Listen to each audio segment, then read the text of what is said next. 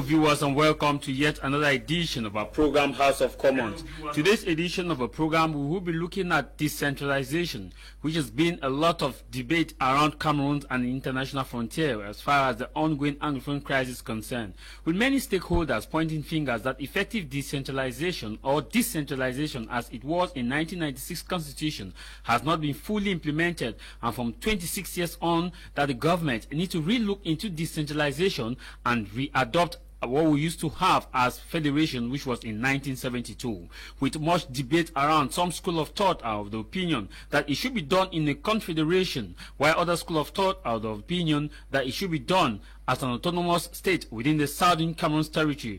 Regardless of which side of the aisle you stand, there is one thing that all these school of thought have in common: the interest of the common man. The common man interest is to have good education system, good legal system, good political system that will guarantee freedom of speech and expression, with a right to protect individuals of their diversity, and with a right to ensure that the economic boom. It is not an issue of position, but it should be an issue of interest. But within the ongoing Anglophone crisis, when it started in 2016, we saw the interest position, and now we are more of people looking at it from the position perspective.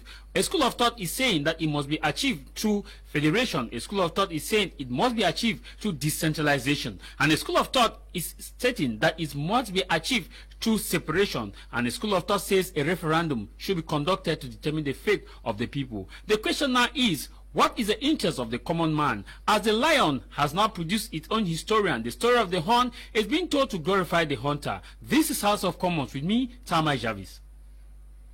This is House of Commons with me, Tamai Jarvis. This is House of Commons with me, Tamai Jarvis.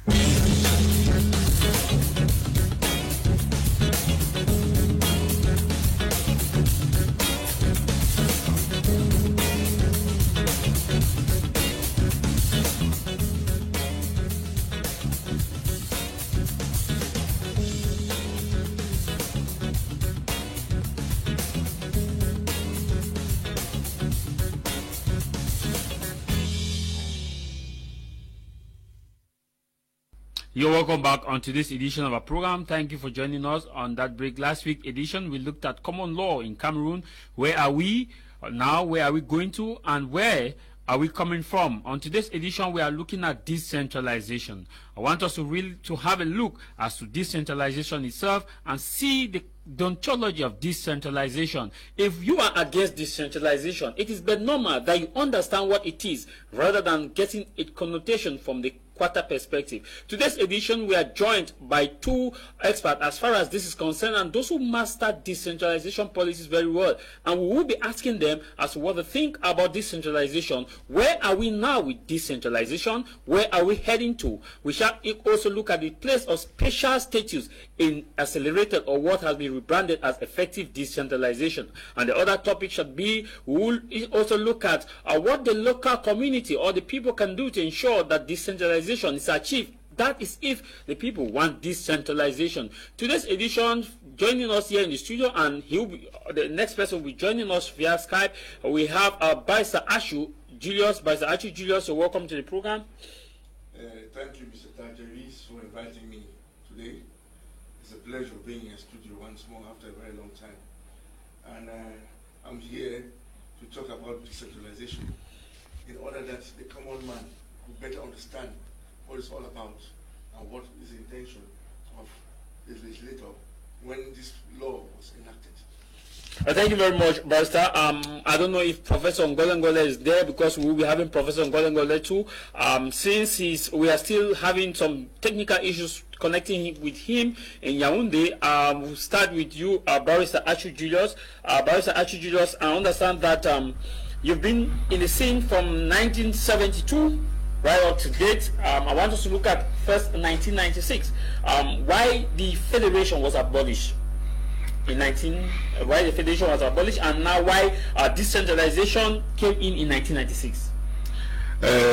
We have to go down history line, or history lane. We understand that Cameroon has evolved a lot when it comes to the system of governance in the country. We go back to 1884, because if we don't go back to 1884, will never understand what it takes for us to understand what has happened in this country since before some of us were even born. We should understand that in 1884, this Africa that we are living, we so like, in which we live in, was partitioned by Europeans for their own personal, for their own for the benefit to their various countries, not to our benefit. This entity called Cameroon was some sort of clarified and determined by certain boundaries, organized by the Germans. After the First World War, around about 1917, when the Germans were defeated in Cameroon, there was this so-called treaty called the I think Simon-Milner Agreement, something like that. Simon-Milner Agreement. Yes, that partitioned Cameroon into two countries, where we have the former West Cameroon that was called Southern Cameroon at one point in time, and the former East Cameroon, which was a French direct control country. What happened was that Britain took over its own part of the Cameroon and used the system of indirect rule to govern it, while the French had a complete control over the French part of Cameroon. At that time, Cameroon, breach of the British control, was divided into two. You have the northern Cameroons, and the southern Cameroons, with always an S.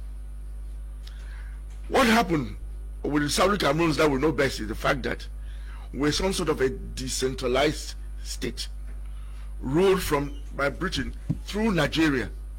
We were not part of Nigeria, we were not part of Britain, we were under the British control as an extension of their control over Nigeria. So we're some sort of a decentralized state. So this thing of decentralization to me is not new. At that time, Southern Cameroon had a government, and we had ministers that were sitting in the House of Assembly in Nigeria, but they were accountable only to the government in Cameroon, in any case. That's the Eastern region. Yes, the Eastern region of Nigeria. So with time, there was this evolution whereby there was this clamor for independence, or for us to join our brothers east of the Bongo, that is the French Cameroon. So the United Nations, under the auspices of the British and the French, had to organize a plebiscite for Southern Cameroonians to determine Southern Cameroonians and Northern Cameroonians to determine where they belong. Southern Cameroonians, as it is stated in our documents, voted for joining former East Cameroon, joining French Cameroon. That is to get their independence by joining French Cameroon. The northern part of Cameroons decided in the plebiscite to join the Federation of Nigeria. So we were divided into two. One part went to Nigeria and one part went to French Cameroon. It may be funny, as everybody is saying, that how can you have independence by joining somebody? It seems to be a contradiction of terms, but that's what happened. We voted for it, and we accepted it at that time, and it went through. In 1961, some sort of a federal system was negotiated. This negotiation between East Cameroon and West Cameroon culminated in joining the both countries as making it as if two countries are coming to become one. The powers be at that time thought. Just a minute, Barrister. I'm sure Professor Ngole is connected. Good afternoon, Prof. Good afternoon, Jarvis. I've been trying to connect on Zoom and I'm unable to. Yes, Prof. We'll just get you live. Like that. I think. Are you getting us? I'm getting you. Yes. We have a senior barrister. Ashu is already here in the house. So we just started the program. I think that was 5 minutes ago. We understand the difficulties getting to you via Zoom. We hope that subsequently we'll get to you via Zoom. I hope so too. And my regards and warm greetings to the learned barrister Achu Julio. Good afternoon, Leonard Professor. It's a pleasure hearing from you. Good afternoon, sir. Good afternoon, Barrister. Good afternoon. Okay, maybe before you continue, let me get to Prof. I'll get back to you. Prof, I started by asking the reason, where are we coming from with decentralization after we've seen that a lot of Cameroonians are used to, especially those from the English expedition, which you are, from the Southwest region and Northwest region, clamoring for a federation, while some are of the opinion that it should be an autonomous area of the British Southern Cameroon. Yes, Jarvis, I'm talking to you as a son of from the Southwest region, and I think that we have a lot in common with our brothers of the Northwest region, given our history. I think that what we have to understand is this, that the founding fathers who created the nation of Cameroon 60 years ago intended for us to overcome our colonial history, to overcome our tribality, our ethnicity, to overcome our cultures and our diversity, in order to move forward ahead and build the new nation. Yes, decentralization was created in 1996 with the 1996 Constitution, and it somehow was very slow in coming, and the President of the Republic at some point hit his hand on the table and demanded that it should be accelerated. And when the major national dialogue was held a little over a year ago, one of the major recommendations was that yes, it had to be accelerated in line with the high instructions of the President. And so, following the major national dialogue, it was agreed as a major recommendation that the Northwest and Southwest regions needed a special status in addition or within the framework of decentralization. And it is good when talking about decentralization to know that the decentralization that is a constitutional disposition is the law, because it is in the Constitution. But also, the December 2020 law relative to regional and local authorities also makes decentralization in the North and Southwest. And this constitution, decentralization is also part of the law of Cameroon. Now, with that decentralization and with the fact that the President has instructed that it should be accelerated, you know that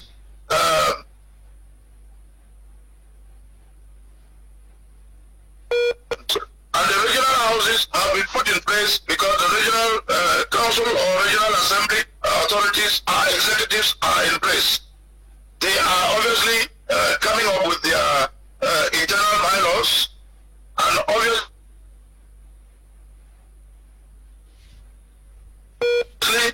what we know is that the budget has been made, the authorities have been put in place, and I think their places of work, meaning their locales, have also been identified.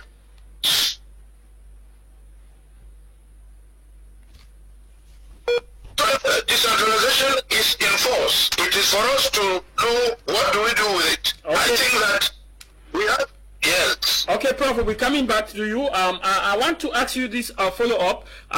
You talked about the issue of that it was instituted in 1996, which Senior Barrister Ashu also affirmed that, and that it was done in order to facilitate local development and local governance in such a way that the people will have full autonomy and authority over their own available resources. But there is a challenge here with a school of thought that states that from 1996 till now, it shows that it has failed because it was supposed to taken in full gear, and that's why they believe that federation should be the issue of the day. And secondly, you talked about the budget. Those from the regional council, it's been months after the elections took place, they are yet to have their first session. Is it because their budget is not out, and what could be the slow pace of this? I think, first of all, we all agree, and I think that we are not all agreeing because we are from the two English-speaking regions. We agree because we are bona fide citizens of Cameroon. Yes, from 1996, it took up to 2020 or 2021 for us to get to where we are now. So it was slow, but the fact that it was slow does not amount to, or is not tantamount to failure. Decentralization has not failed because, one, the constitution is still a constitutional provision. That provision has not been cancelled. Two, the law, the December 19, 2020 law, is still in place. So as long as the constitution has provided for decentralization, as long as there's a law relative to it, it has not failed. It's still on course. We agree that it was slow, but since the major national dialogue and since the presidential instruction, we now know that it has been accelerated, and the various actions have already been taken, including the elections and the putting in place of the executive. So we cannot say it has failed. And the alternative to decentralization does not necessarily have to be a federation because, first of all, federalism is not in the constitution. It is not a constitutional provision. Secondly, the laws of Cameroon do not make room for federalism. We all know that in our history, we tried federalism for 11 years, from 1961 to 1972, and we decided voluntarily, without any force, that in a referendum, that they should disband federalism, and we opted for a unity system. And we have had a unity system since 1972, except that the unity system from 1972 to 1996 was a centralized unity system. And in keeping with the wishes of the people for greater autonomy, greater freedom, greater advantages, the president went along and decided that they should decentralize the unity system. And since the 1996 constitution, the unity system has been decentralized. It is no more a centralized unity system. Yes, we agree it was slow, but you cannot say that since the major national dialogue that it is slow. Now it is accelerated, it is on course, and so the talk of federalism is really beside the point, and federalism cannot be the alternative because it is not the law and it is not in the constitution. Okay. And finally, and we should also say that we shouldn't forget that the president in the 2018 elections ran for the elections on a political platform of decentralization and not federalism. Oh. And the people voted for the president on that platform of decentralization by almost 72%. So talking about federalism is almost like talking against the constitution. Talking about federalism is talking against the law. Okay. Talking about federalism is talking against the political platform on which the president was elected in 2018. Prof, let me, before coming to senior barrister, actually, maybe I'll do a follow-up. I'm sure the then President Amadou Ahidjo had a constitutional mandate given to him during the Fuban conference for a federation, which it was stated that it should be based on a two-state federation, and that you talked of the issue of constitutional provision, that federation is not a constitutional provision of Cameroon, granted, but was it decentralization the constitutional provision of Cameroon prior to 1972? And if the referendum which was conducted, if it was to be conducted, should it have been for the entire Cameroon or those for North and Southwest region to determine if they want to outrightly move from federation to decentralization, as stipulated during the 1961 come together for a one Cameroon with federal state? The answer is very simple, Jarvis. First, you know that Cameroon is on its fourth constitution. We had a constitution in 1960, which was for the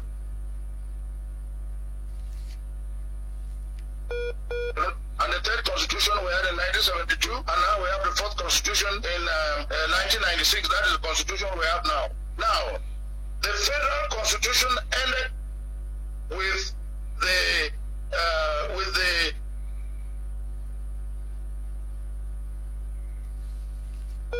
into two constitution. The federal constitution was replaced with the unitary constitution, and the unitary constitution became also revised or reformed with the 1996 constitution that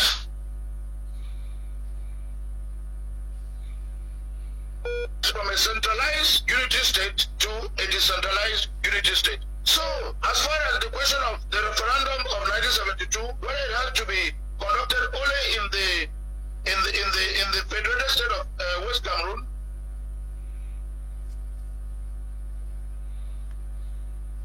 a national referendum. A referendum, when it is national, is not only conducted in one state, a federated state or one region. It was a national referendum, and so everybody had to take part in it. Was that constitutional or not? Of course it was constitutional.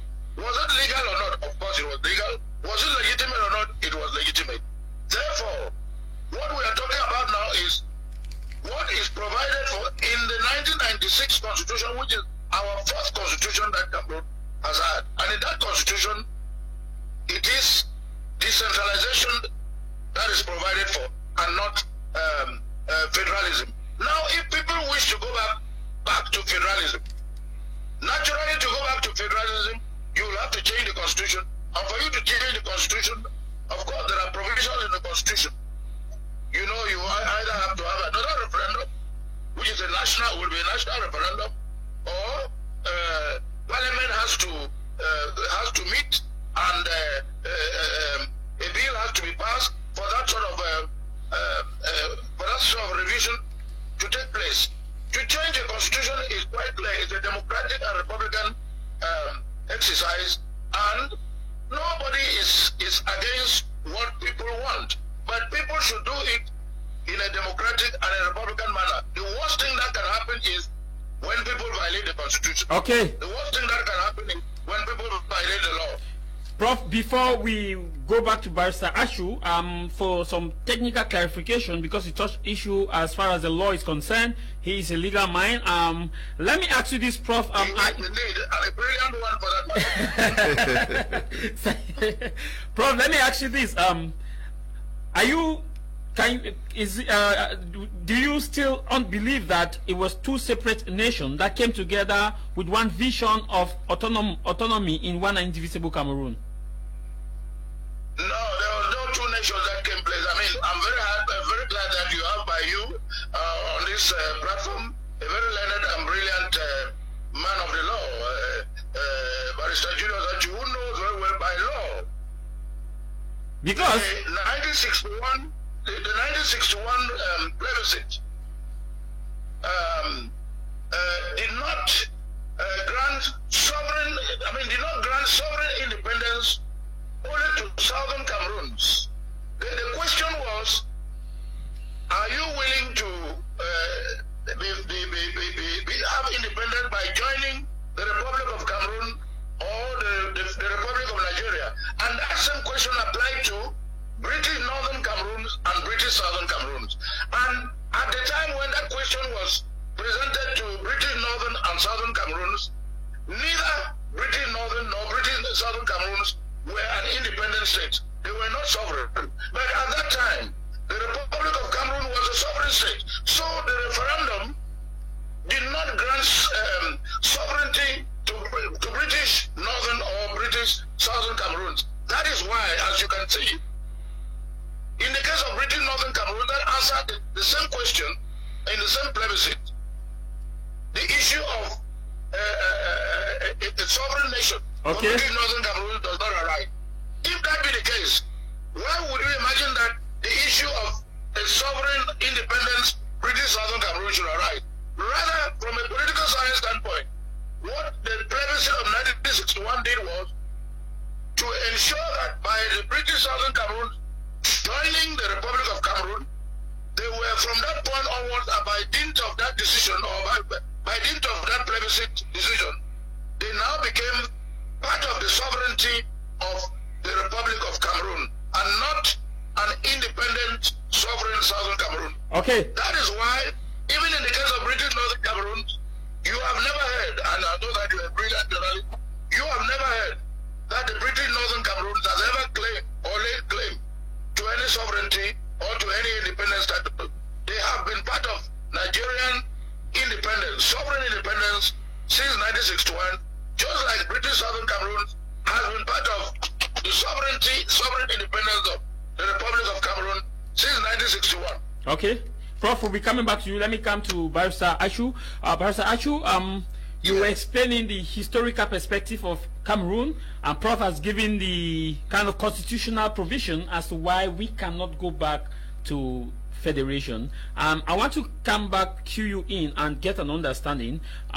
In law, they say law is made for the living, and it should not be repugnant to natural justice. And when we look at the context in where we are today, with some school of thought clamoring that we should go back to federation, is it not time for us to still look at the laws again and tell our members of parliament to relook into the current dispensation of the North and Southwest region and see how it can be readjusted for peace to reign in Cameroon? First and foremost, it is not because we sit somewhere and request that it should be regarded, it should be revisited, or it should be done, or things should be looked at in one way or other for it to happen. It has to be a political will. It has to go through a political process. The person who wants to incarnate such a political ideology has to be capable of selling that ideology to the population for them after elections, for people to buy it and follow it. We can't just sit midway elections when somebody has run on a particular ticket, has run with a policy, a program, and you come and say, no, we should go back again and check whether they being that political process done anew. Please, we are supposed to understand that when once somebody has won an elections and he's there and has put his roadmap, we have to respect that roadmap till there is no longer there.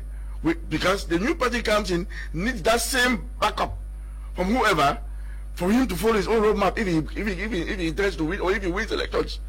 But the way we are doing things in Cameroon is as if it's not my idea and you don't follow my idea, I kill you, which is not correct. And this thing has come about because of this hatred that has been inculcated into our society these days. We hate each other. We don't seem to think that we should abide by the law that has been put by the person who has been voted by a majority of people. A handful of people come on and say, no, we don't want it, let it be changed. And it's not supposed to work that way. We should understand that Southern Cameroons and Northern Cameroons, as the learned professor said, were not independent entities. They've never had independence on their own. They were attached like decentralized units of different countries of Nigeria. The northern part as well as southern part were attached as decentralized units of Nigeria and ruled by indirect rule from Britain. Well, that is a fact. It is only after 1961 that this idea of independence came in, where the southern part voted to join French Cameroon, which was already a country, and the northern part decided to remain with Nigeria as a full country.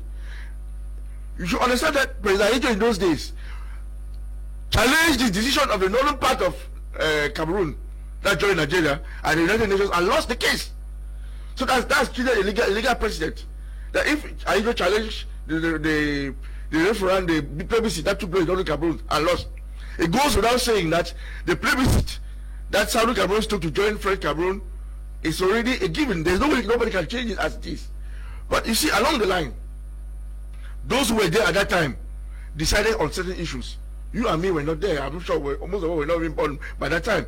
They said, okay, we want a federation. At that time, I remember there were about 6 political parties in Southern Cameroon. In 1966, they decided to dissolve all the political parties with the Ajo's Union Cameroonese to form one party, the Cameroon National Union, the CNU. But did Ajo have that mandate to do that? Because no, in 1966, in 1966, all the parties all the parties in Cameroon, the party west of the Mongo, there were about 6. But that area was described by the United Nations as the most deadly period in Cameroon's political history, because the press law too was changed to the 1881 French press law, which did not give freedom of speech and which did not give freedom of speech, and did not guarantee the ability of people to express their political will. You should understand that at that point in time, which became known as the Draconian press law. Yeah, I had an agenda, national unity.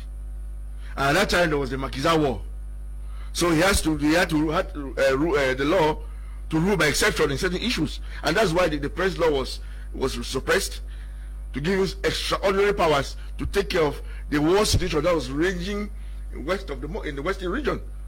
And don't forget, I remember in those days there were lots of troops that used to leave Southern Cameroon to go to Bafoussam or Chang and the rest to fight the Makiza, and they used to bring heads of some of those Makizas and place a Bongo Square in Boya.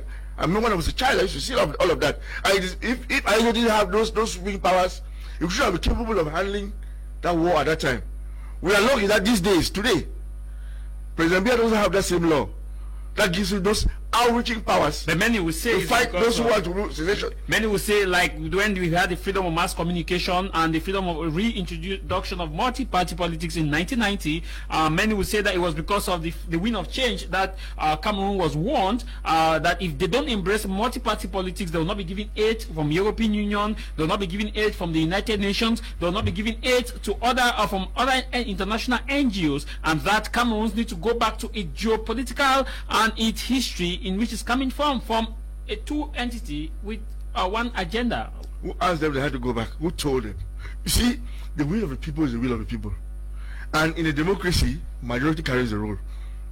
A minority can never change the situation, except they resort to arms, as some of them are doing now.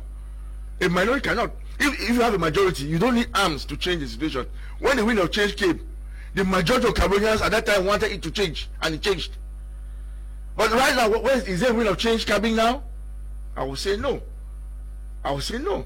But you see, let's go back to in 1966. Why did our forefathers dissolve the political parties with President Ijo to form one? It's because there was this urge for national unity, and they preached the national unity until 1972. They dissolved the federal system of governance to become a unity system, as the learned professor said. Was that constitutional as far as the 1961 Fumban Conference Accord was concerned? Let me tell you something. The will of the people is the will of the people. In that you can sign all what convention that you want on earth. As a people at the same point in time, decide that we don't want this. You just have to bow to it. You can't change it. Okay. It's the will of the people. So the 1972 referendum, whether you like it or not, was the will of the people at that time. You and me were not. I never voted. So maybe you too. You never voted, but they decided that it should be we should have a united country. Okay. In 1996, because of the tripartite conference that took place. Yeah. Don't forget, yes, that 1996 constitution is a child of the tripartite conference, where a group of senior citizens sat and took certain decisions, and some of them were respected to the letter, and that gave birth to the 1996 constitution that changed Cameroon from a centralized unity state to a decentralized unity state, which we have today. But Senior Barrister, many will still be of the opinion that even if though the British were administering Cameroon, as you did indicate, that it was based on decentralization, many will still say that it was the indirect rule is federation, because it was introduced by Lord Lugard in 1922, which became applicable under the dual mandate of British Tropical Africa, that the individual, that the chiefs and the chiefs and local authorities to rule their people, but give supervision or what we call send their reports to hierarchy, and that under that the culture was respected, under that the language was respected, under that a lot of things were respected. But that in French Cameroon, which was direct rule, did not give room for those issues, and cultures were breaking down, and that's why we still have a clash of culture today. That is why this 1996 constitution came in to sort out these issues. You should understand that Section 62 of our constitution provides for a special status. We'll be coming to that. We'll be coming to that. So these special status has been granted to the Northwest and Southwest regions, so that whatever you talk about House of Chiefs, you talk about House of Representatives or whatever, is going to come back, so that there should be local governance and decentralized form of sorting out issues in the country. I'll be coming back to you. Professor Ngole, are you on standby? I'm still there. Okay, Prof. Let me come to you now. From you have been a minister and you are on standby, and I'm following the you are a senior citizen who have lived some of these historical issues we are talking about.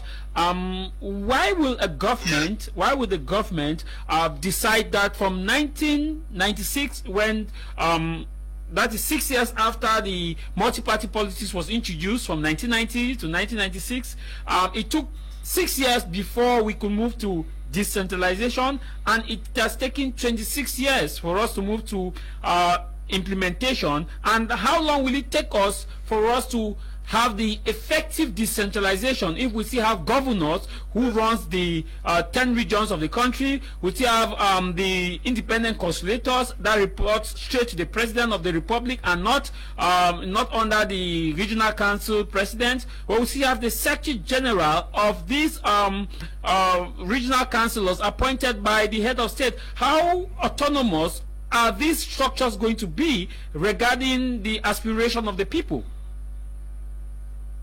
First of all, I followed very attentively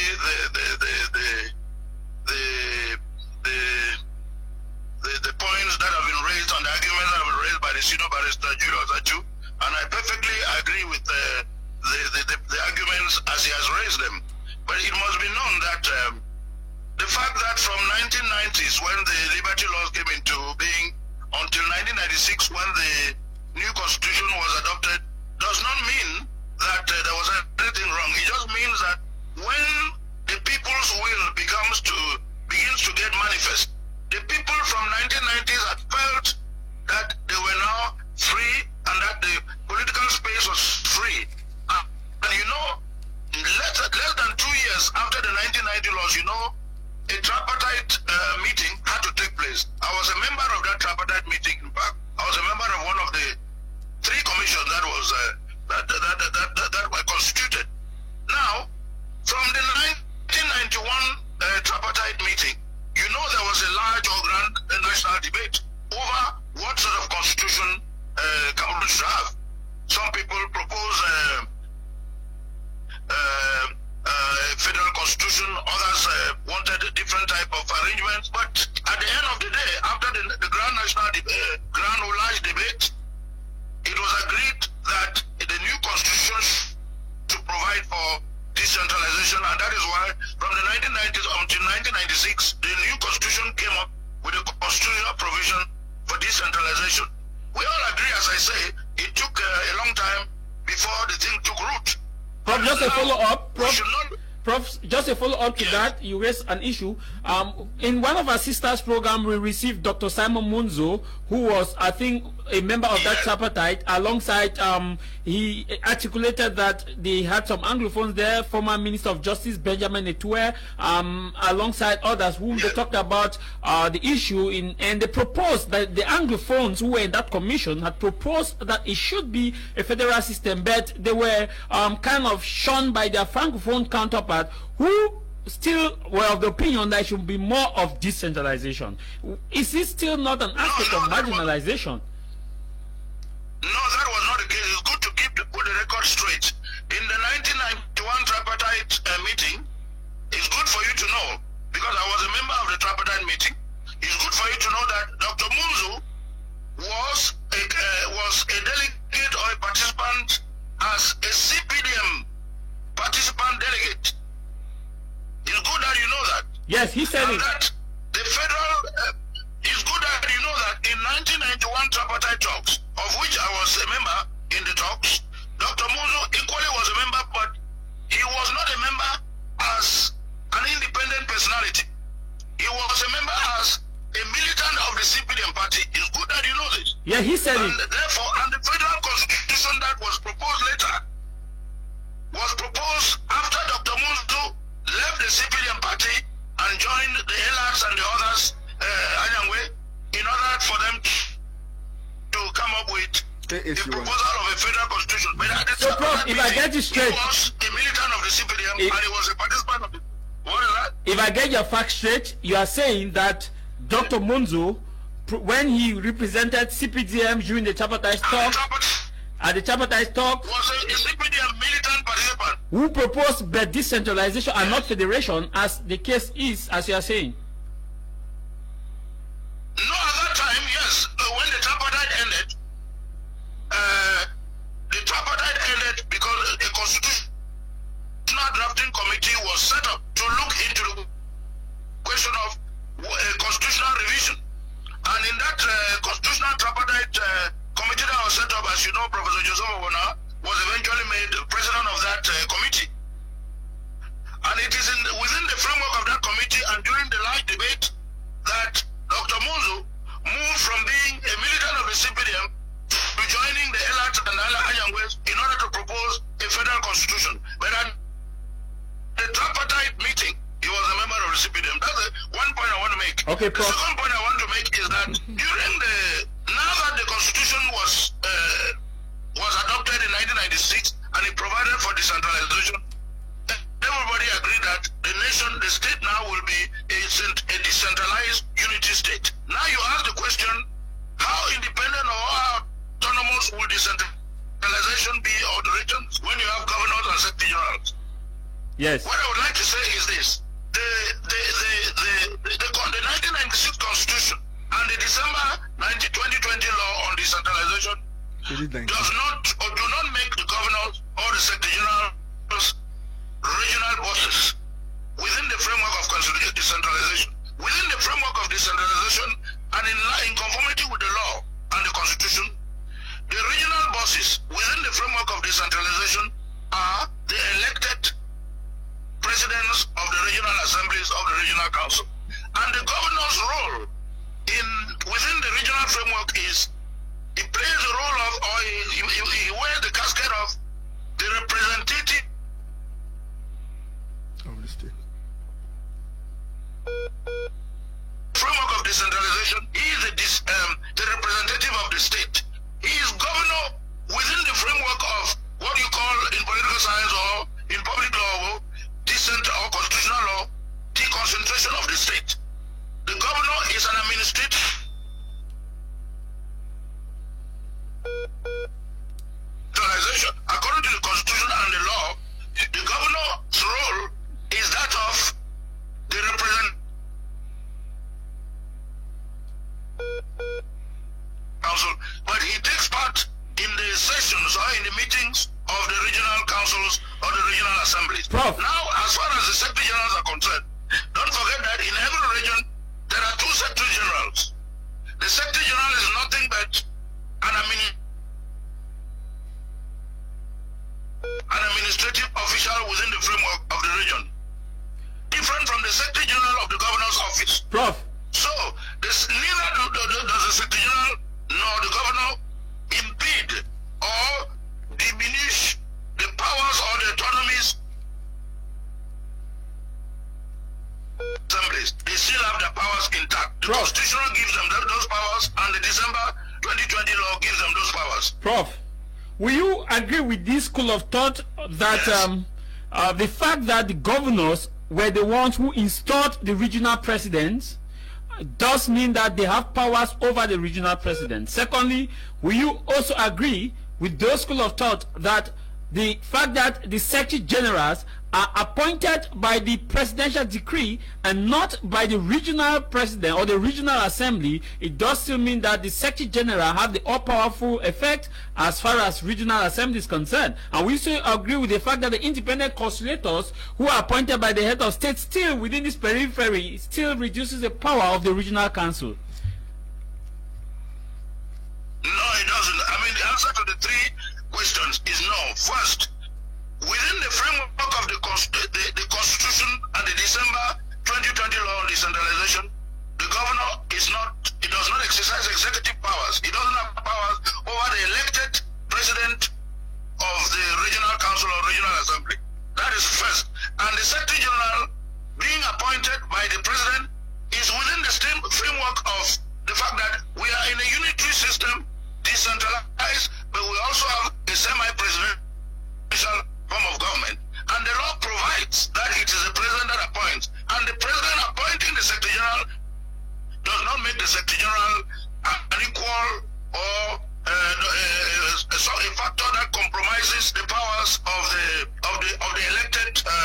regional president. The same with the independent conciliator. The independent conciliator is a mechanism of mediation and reconciliation, or conciliation.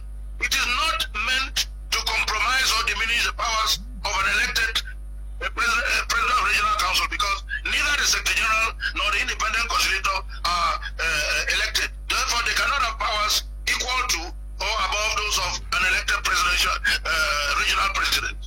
Okay, Prof, we're coming back to you. Maybe Barrister Archie, you want to react to some of the issues that were raised? Yes, we have to make a distinction between the special status that the Northwest and South region have with the rest of the country. In the Northwest and Southwest, we have what we call regional assemblies. Yeah, I want us to come into special status itself. For the second part of this, I want us to look at because Prof raised an issue Prof raised an issue that when we look at decentralization, that it is within the framework of the Constitution, which he actually articulated. Then Prof has equally raised an issue when it comes to the fact that the conciliator, that the governor does not have the powers more than the regional regional president. But we don't see it seems to be the different practice on the field, because we see the governor with entourage. The governor still have is the commander-in-chief within the regions of the armed forces. The governor still have the all-powerful effect, and the governor was the one who installed these same persons. How then can we say that it is going to be autonomous? First of all, installing somebody doesn't make you the boss of that person. It's like in a village, the kingmakers make a chief. Does that mean the kingmakers are more than the chief? I would say no. It is just a legal provision that states that the governors should install the regional presidents. Period. It's a law. The law is provided for that way. We have to respect that law. You should understand that the governor doesn't interfere with the responsibilities that have been conferred on the regional presidents. His only duty is counseling or controlling the legality of acts that are undertaken by the regional president. Steadily, the governor participates in regional council meetings or the regional assembly meetings with just a consultative voice. He doesn't vote or doesn't decide where people should vote or how people should vote. So you understand? This thing which is still new in Cameroon, for it to succeed, depends on the personality of the regional presidents. You know, in Cameroon, if you sit on your rights, people will stand on you. So the regional presidents are supposed to be capable of knowing the limits or the extent of their rights to make sure that they impose themselves on it, because they're elected officials, not administrative appointed. They're not appointed administratively. That's the difference. But what I would like you to note, as per the Constitution, the boss of every region is the regional president. Senior Barrister Ashu, let me come to you, Ashu, Barrister. We have the senior divisional officers. We have the governors of the region. We have the secretary generals. We have two secretary generals of each region, as Prof articulated. That's the governor has the secretary general at the governor's office. The regional assembly president has a secretary general. Now we have the senior divisional officer, we have the mayor, and all these personalities. Are we not going to have a clash if we are supposed to go by these, rather than preferably taking a federation which will just simplify the entire structure, that governors are elected by their people and they form the assembly and they move over with their tax, and we don't have this too much what we call administrative bottlenecks and resources being wasted? Because one of the reasons why the government abolished federation was because the government felt that it was too expensive. The government never abolished anything, but the constitution was changed to fit into the society as it is, because there's been this clamor for local government management of issues. So the government so this constitution was changed. Yes, Prof. To fit the times. Okay. Let me come to Prof before coming to you. This quick one, I want Prof to react to this. Prof, where are we now with decentralization? Because people are kind of confused that it took us 20 years to rebrand it to accelerated decentralization, and people are stating that it's because of the Anglophone crisis that made the government, the president, to hit his hand on the table and says yes, decentralization should be accelerated, as the people who are agitating who push forward the agenda of federation and possibly separation. That's why they are kind of proposing a backdoor end for decentralization. Where are we now with decentralization, in few words? Is this that the elected representatives of the regions, meaning the regional councillors and their executives, are in place. They have begun work. They have met in their preliminary sessions, and I think their envelopes are being, their budgetary envelopes are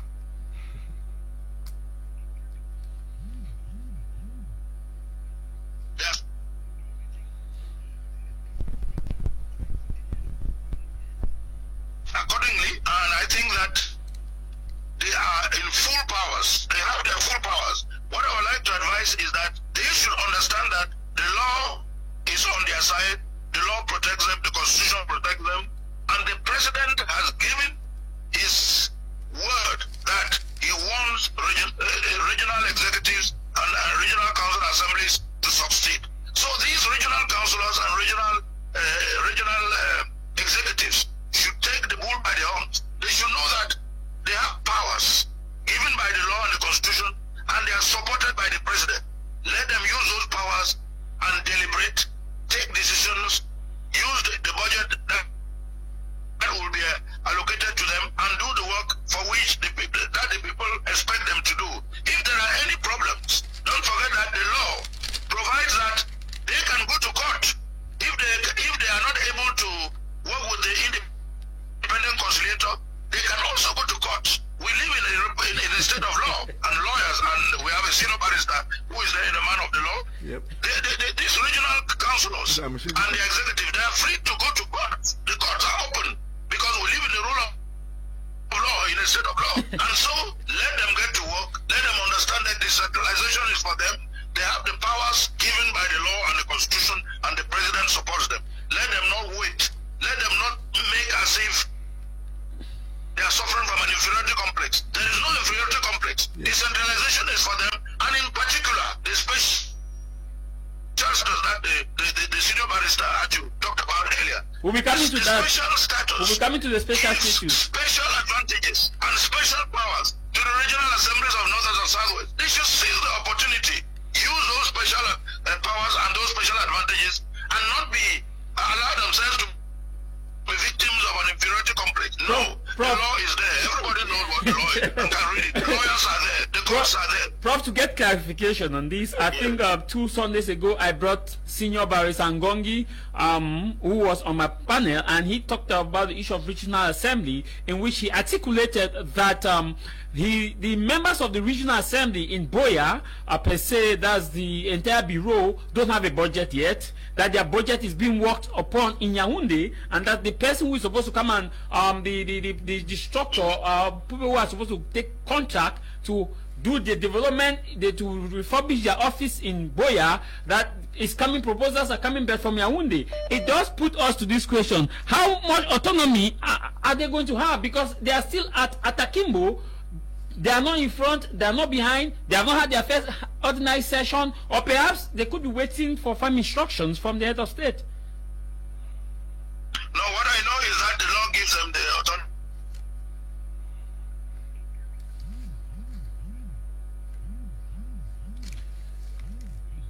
Hello, Prof. We lost you. Maybe come again. It's working again. We lost you. Maybe come again. Pardon? Yes, come again. Yes, I'm okay. Yes. Yes, anybody who delays the process now will be working against the instructions and the will of the president, and will be working against the spirit and the letter of the law and the constitution. I think that the people have spoken. They voted during the last regional council elections. Anybody who tries to delay, I know for at least, that the minister in charge of decentralization is a serious man, and is bent on ensuring that the will of the president, the instructions of the president, and the will of the people are delivered, I don't think that there will be any delay as far as the budget is concerned.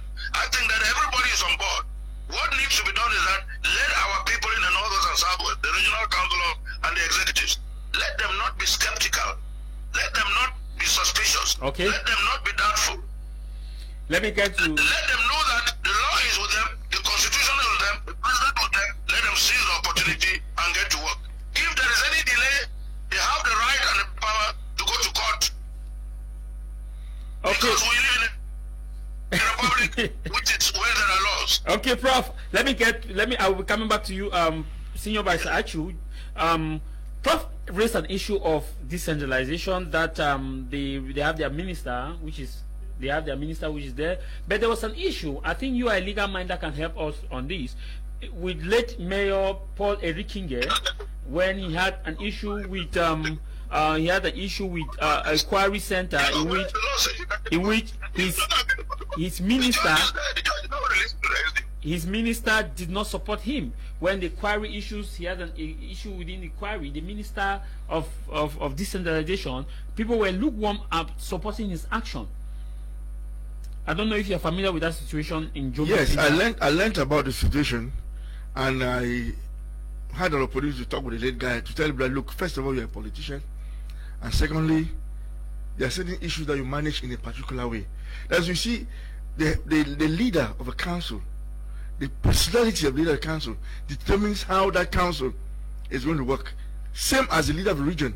If the leader of the region doesn't have that personality to know how to get what he wants, they are going to face problems. This boils down to what the learned professor says, inferiority complex. You see, if you are a leader of a council and you have a problem with maybe the SDO or the DO, what do? There's hierarchy. You write.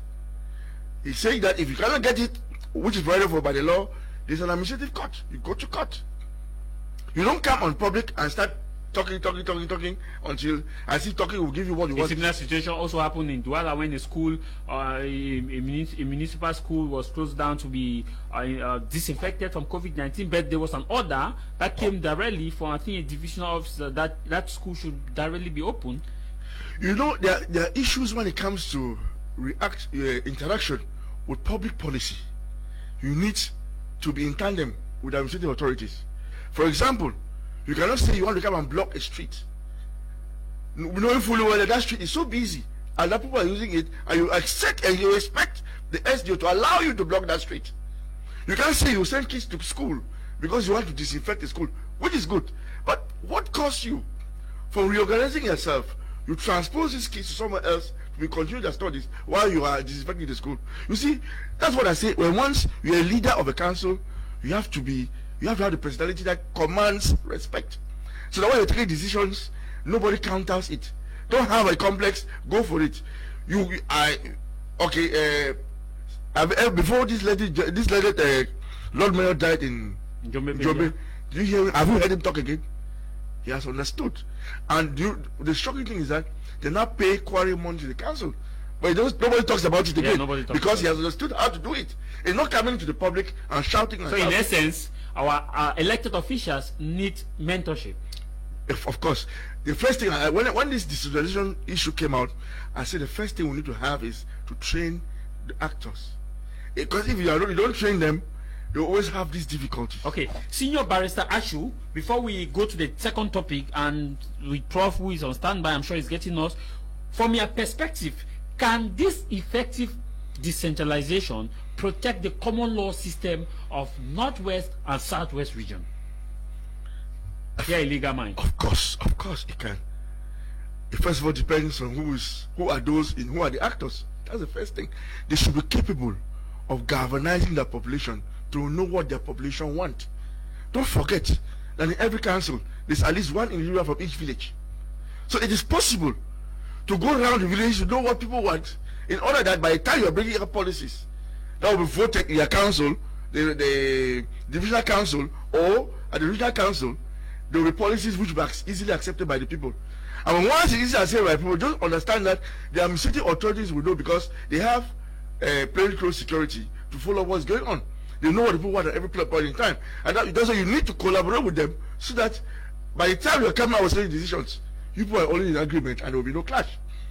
The common law system is even what? It's just a system that we some sort of inherited from England and Nigeria.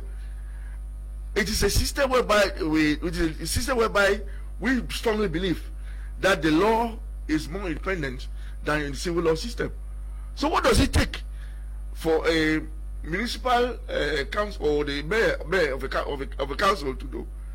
Contact the players on the ground. Okay. Meet the bar council, meet the notary publics, meet the bailiffs, meet the magistrates, meet the administrator to understand, because you who's being elected, you are not supposed to have everything in your head.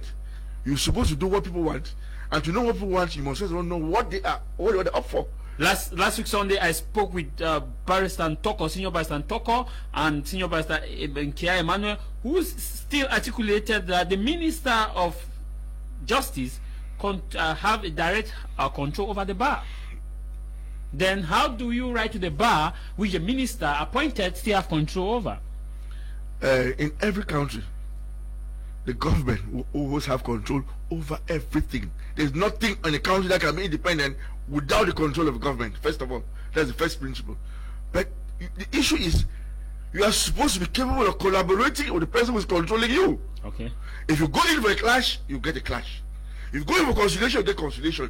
You go in for in-roots, you get in-roots. You go in for out-roots, you get out-roots. That is how, that's what means our government. Governance is not an issue of always clashing. You should know how to reconcile issues. You should know how to meet people, to talk to people. That's why I say the personality of a leader is always very important in every situation. How you tackle the problem is how you guys going to do, is the way you're going to tackle issues with your population. But as I said, the first thing is know what you want, and if you know what you want, present it to your people, and if they accept what you want and they vote it, okay, that's what you know. You have to know how to implement it, because you know, after deliberations of a council meeting, or at the regional level or at the divisional level, you have to implement the deliberations of that council. What do? Okay. If you use force, you get force. You use guile, you get guile. You consider, you get conciliation.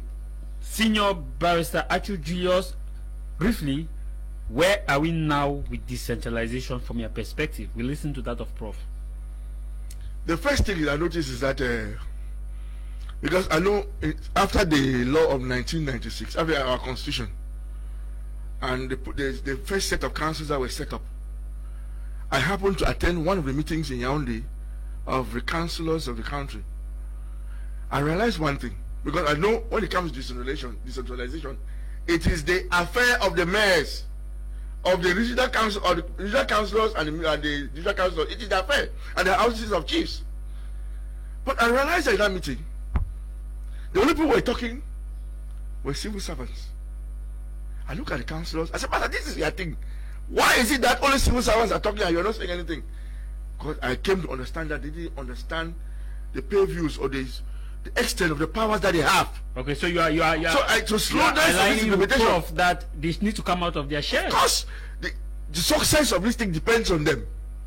If they fail, or they are shy to use the powers that they have as per the law, I'm sorry, this thing will still not go forward. Maybe it's because of investitures. But because they just to put in place, it's just barely 1 year they've been there, and I think I would like that we'll give them another year, because frankly speaking, when the financial year started, their budgets were not yet ready, and I'm very certain most of those councillors have not yet prepared anybody, especially regional councillors. Barrister, there's something in economy that we call speculatory, precautionary, and transactionary motive, and therefore precautionary or speculatory motive, where something is an emergency, like the regional council. By default, the government is supposed to dip his hand to a particular coffers and set this because this is an emergency, and the government believes that it will help reduce the tension. Not how can the government dip his hands and help them where they themselves have not made a budget? So everything the regional council, the first thing they should do is struggle to make a budget. It means the issue with them not having money is because they have not made their budget. How are they going to operate?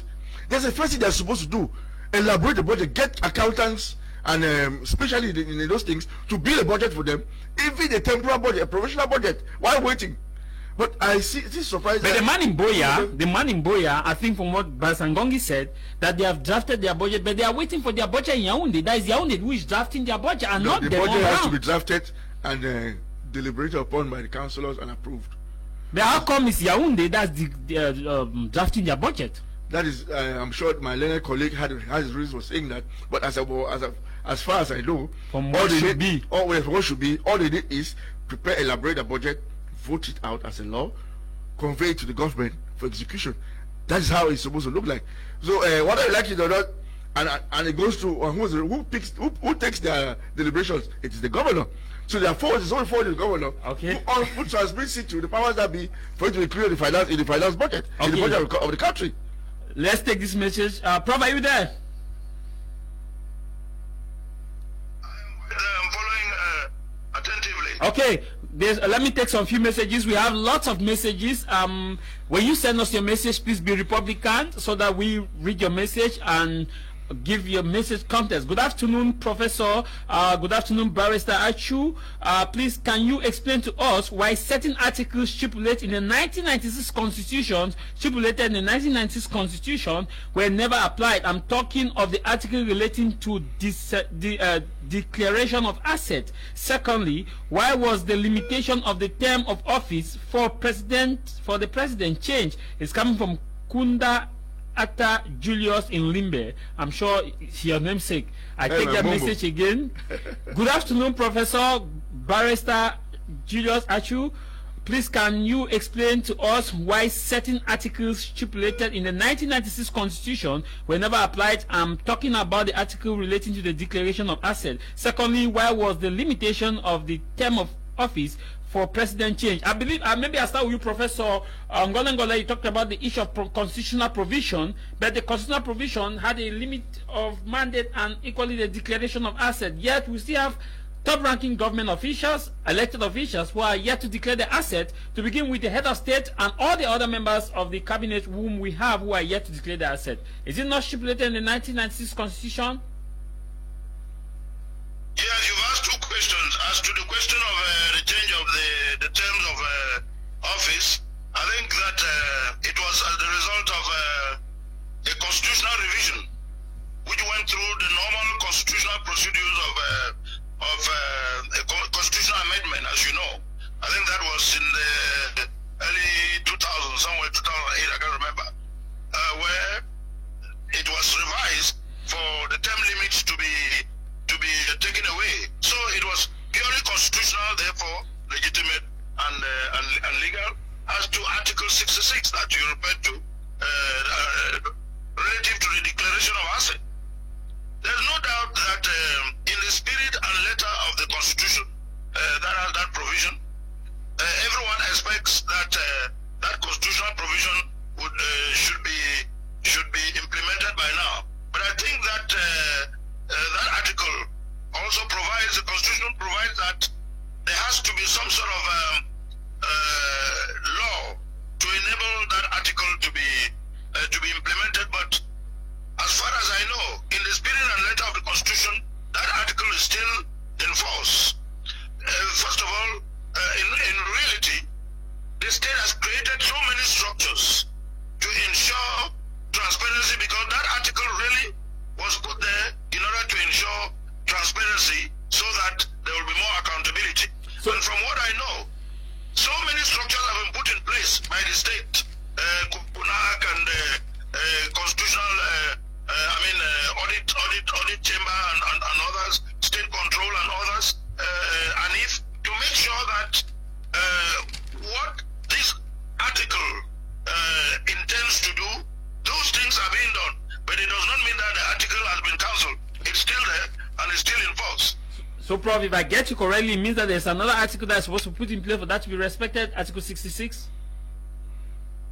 I think it's called as a decree of application or something to make sure that how it will be implemented. But But we are 26 years gone. Will we need another national dialogue for that to be implemented? We are 26 years gone, and we are talking about decentralization, and still that decree has not been signed. And we have lots of cases of embezzlement, mismanagement of state funds, like the COVID fund that we have, bags of rice that disappeared, a lot of issues have been in place, and yet that decree is not being signed. No, the article, that decree, the fact that it's not signed on, that, I mean, already those who are engaged in the phenomenon of embezzlement and so forth are being punished, as you know. They are being prosecuted, the courts are doing their work, and they are being judged, and some are being sentenced. So the work of the state in terms of ensuring accountability and transparency, that is going on. We know people have been prosecuted and have been sentenced, and we know that others are being pursued. Therefore, there is no such thing as a violation. Okay. Nor is there any indication of an abandonment. I think that the spirit and letter of that article is on course, and the state is pursuing its action within the limits of transparency and accountability. Okay. But Senior Barrister Achu, you want to react on this? Yeah, I think concerning the second part of our topic. Concerning the extension of the presidential mandates or the extinction of the limitations, I think the professor has been very clear about that. But I would just like to add, when it comes to the issue of Article 66, that there's already a decree of application. But the fact is that in constitutional matters, if you feel that a part of the constitution is not being respected, it is for you to take it up to court. So I'll transfer the responsibility. Means I can take the state to court? You can take anybody who has not declared his assets to court. So ask why. I'm very certain by the time many of those things will be happening in court, so many things will change. But the same law will tell you that there is still a decree that has not been given for the text of No, there is one already. I think it's in 2010 or so. Okay. I don't have it, but there's one already. There's a decree of so it means already. I can get up now as a citizen. I want our viewers to understand this. And challenge an official. Now, how can you accept the responsibility without declaring? It means all the mayors can be taken to court. Of course. It is your right. It is enshrined in the constitution. You have the right to do it. Don't always think these are things Cameroonians don't know. That's why we are here today. Don't always think that some other person will do it for you. We should stop having inferiority complexes when it comes to our laws. It has to be applied and implemented to the letter.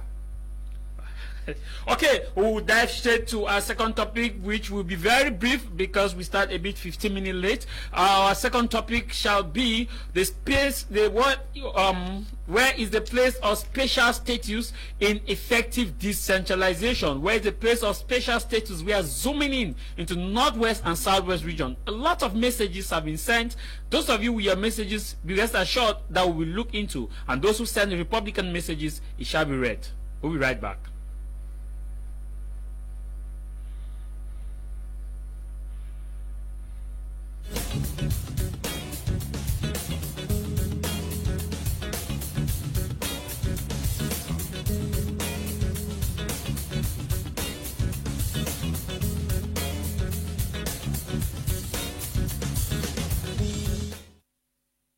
You're welcome back from that transition.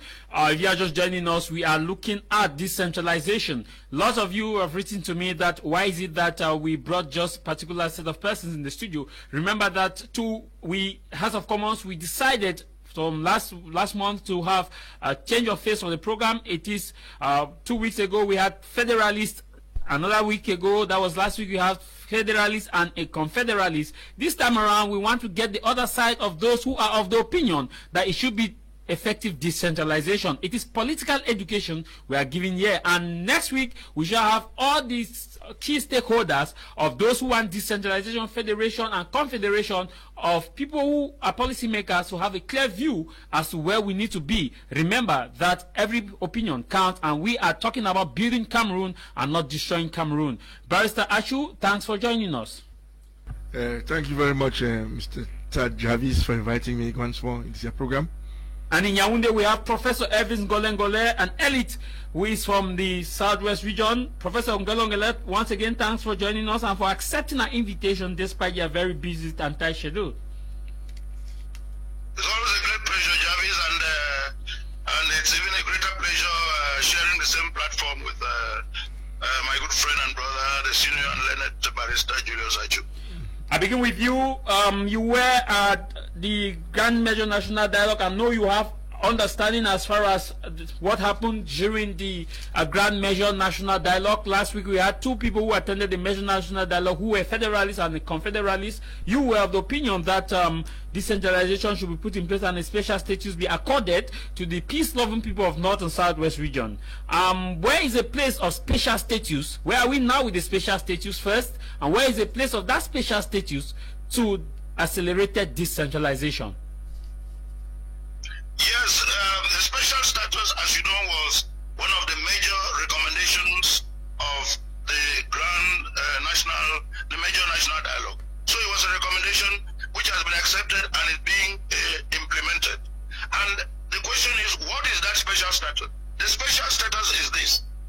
One, the special status is a recognition by the state of Cameroon that the Northwest and the Southwest regions have certain specificities in terms of their culture, in terms of their history, in terms of their way of life, and in terms of their ways of reasoning. That sort of recognition is constitutionally guaranteed, legal, and the President of the Republic has also manifested that he recognizes that the North and the South are special. We should be very grateful that we live in a country where the state has recognized our specificity. Secondly, because the state has recognized that we are specific compared to the other 8 regions, the state, within the framework of the special status, has accepted that in the way the regional, in the way decentralization will function, it will function a little differently in the Northwest and Southwest. That is why, within the framework of the special status, in the Northwest and Southwest, you have regional assemblies instead of regional councils in the other 8 regions. In the Northwest and Southwest, you have independent conciliator, when in the other 8 regions, you don't have independent conciliators. In the Northwest and Southwest regions, you have a second chamber, meaning you have a bicameral legislature. The second chamber, which is the House of Chiefs, headed by the Vice President of the Regional Council, who must be a chief. That is not the case in the other 8 regions. These are 3 special arrangements that are different from the way the regional councils function in the other 8 regions. And the first specificity and special advantage is that in the Northwest and Southwest regions, the House of Chiefs deliberates on its own, differently from the divisional delegates, and they come up with certain resolutions with respect to the classification of chiefs, with respect to other issues, while the divisional delegates also deliberate under the chairmanship of the President of the Regional Council. They deliberate and also come up with certain things concerning education, concerning their common law system, concerning the public works, and so forth and so on. So the organization and the functioning of the regional, of decentralization, is completely different in the Northwest and Southwest compared to what obtains in the other 8 regions. That sort of specificity, that sort of special arrangement, that sort of recognition, we should understand that we should be happy and be grateful that we are part of a state which recognizes our specificity. In other states, it's not necessarily like that. What is now our duty and our challenge is that, knowing that this is what the law does, knowing that the Constitution gives us this advantage, what do we do with this special facility that we call the special status? What we have to do is, we have to understand it, we have to be able to master it, we have to be able to use it to the fullest, and we have to be able to use our creativities to make sure that we benefit the most out of this special status. The special status gives us a chance with our creativity, meaning the creativity of the regional councillors and with the executives. It gives them the chance to use their creativities to come up with new ideas, to come up with projects, and to come up with all kinds of arrangements to enable them to accelerate their local and regional development. That is great. That tells you that with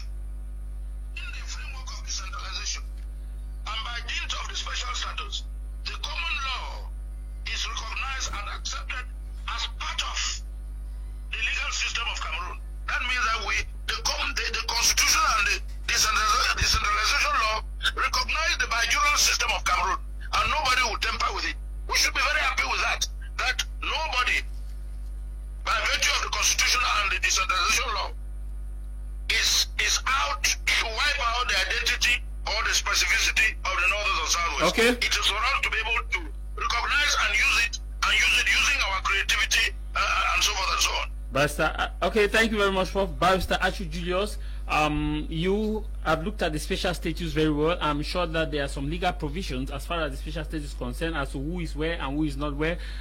I want to get this clear. Where are we now as far as that special status is concerned? Where are we now?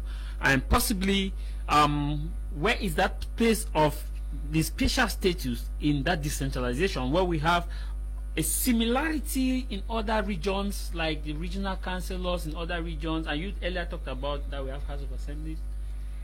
Yeah, you know, with other decentralized countries like Ghana and Kenya, wherever there's an assembly, which is going to be the legislative organ, there's going to be an executive organ, and there's going to be a judiciary organ. So you see, in some of those countries, they call them ministers. Those the leaders of those other organs in the regional assemblies are even called ministers in Ghana. So you have regional ministers in Ghana as well as in Kenya. So I see us going towards that direction. You know, the way the speeches have been structured, the main purpose is to keep together the Anglo-Saxon tradition that the former West Cameroonians do cherish a lot. And you see, if you notice from the powers that they have, the main issue to me is education and culture, and that's the basis of the Anglo-Saxon system that we inherited from Britain and Nigeria, and that thing has been jealously handed over to the regions. So you see, if we have a good regional leader, he's going to use his wisdom to implement what the government has given him as powers to do in his own region. As of date, to me, this idea is still very new, and we will give a benefit of doubt to those who are in place to implement this thing. We should make sure that we help them to learn or to understand more what they are up to, than to disturb them or criticize them or make them not to do their work. We should go into the law as it is, because the law as it is the law. Whether you like it or not, the law as it is the law that it has to be implemented. So all what the population needs to do is, we need to help these guys to understand this law called special status provided for by the law 2019 of 2000/24 of 24 December 2019. We have to help the councillors and the executive and their executives to understand what it takes for this law to be applicable in their various regions. Because today, most of them are still very new, and I can bet you most of them are not constitutional scholars or legal minds to be capable of getting a law, dissecting it to understand the intention of the legislator and whatever. So they need help. So the first thing we ought to do is to make sure that they are trained. They need seminars and training sessions for them to know their work, to help you and me, the common man. So the first thing we have to do, whether we like it or not, we should train them first. Otherwise, without this training, they will be incapable of doing what they will reach the expectation that the common man needs and the government needs. So training, to me, is the best thing that should happen to them today. Because something new, which has been prepared for 1 year, we don't expect a magic, a wand to come like that and wave it and the thing becomes automatic and for everybody to know. It has to take time, and we have to give them that time. We have to honor these citizens who have decided to work for us, because they're working for us, for them to understand what they're supposed to do first of all. Okay. I don't know if Professor Provi, are you there with us? I'm following Barrister, senior barrister, very attentively. Okay. And I agree with him. I agree with him perfectly. But there is a problem here, Prof, with some who are still for the fact that this House of Chiefs, that the way it is now, they are, some are saying that they need to take order, or they need to take laws permission from the top hierarchy before they could call the assembly, before they could have a meeting, before they could have you know, a kind of declaration that is kind of still boiling down to centralization, where everything must be determined by the key stakeholder, like the senior divisional officer, like the governor of the region, like what happened in Kumba, where the chiefs were supposed to have a kind of meeting to talk about the Anglophone crisis, but authorization was not given. Is this still not moving us back to 1996?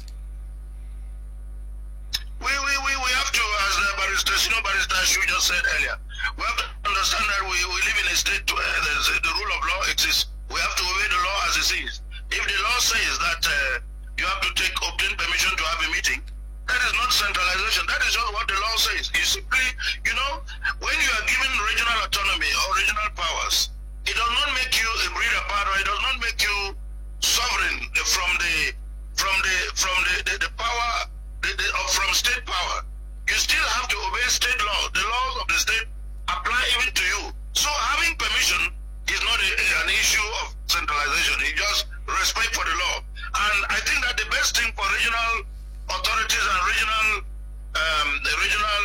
plenipotentiaries such as councillors and the executives, they have to understand that the relationship between the national state, meaning with regard to state power and regional power, should not be one of suspicion or misunderstanding or false, because at the end of the day, they have to know that the state power is supreme and regional power is peripheral, and that in that relationship you must always collaborate, you must always find ways to work together, because you are not equal. So, but it's not an issue of centralization. It just simply means that for the regional house to operate, meaning the regional assembly in the northwest or in the southwest, yes, there are two chambers, but there's only one regional house.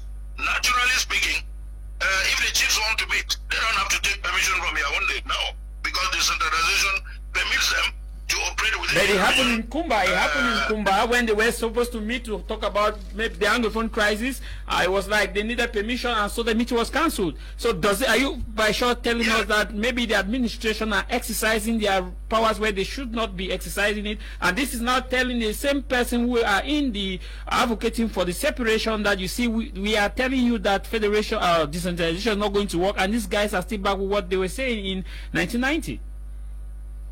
Yeah, that's what I'm saying, that it doesn't mean that the permission they asked for, they didn't have the permission from Yaoundé, because Yaoundé totally agrees with the spirit and letter of the law on decentralization and the constitution. Okay. Now, if there is an authority in Ikumba or Obuya who did not give them the permission, it's not the fault of Yaoundé. What they should do is that the law on decentralization and even the constitution allows them, as senior barrister you said earlier, hey, if they are not satisfied with a request for them to hold a meeting, whether they made the request to the administrative authority or to whom, they are free to ask the judge to go to court and ask the judge that, but they made a request and they don't see why they have not even gotten a reply. And if they cannot go to court, that is why the independent conciliator is there.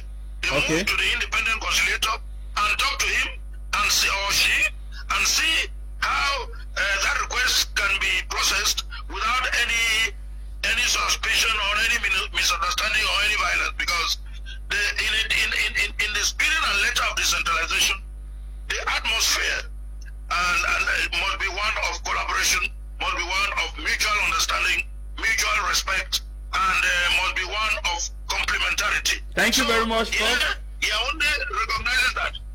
Thank you, Prof. Time is not on our side. Before we call it a wrap, Prof, I want us to get your position now. Where do you stand as far as resolving Anglophone crisis concerned? Federation, confederation, referendum, or decentralization? Do you still believe that you stand on decentralization?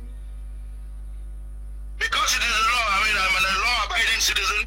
I stand for what the law says and what the Constitution says. And what the law says and what the Constitution says is decentralization. Okay. And also, I stand for that because I supported the platform of the president when he was elected in 2018, and I was part of those who campaigned and elected for him. Now, does that mean that in the process of Republican dialogue that we are not going to evolve? That's a different story. Okay. Dialogue is Republican, Thank you, Prof. And within the framework of dialogue, I think that anything can happen, and we are open to dialogue because the president himself is open to dialogue and he is for dialogue. Senior Barrister Achu, where do you stand?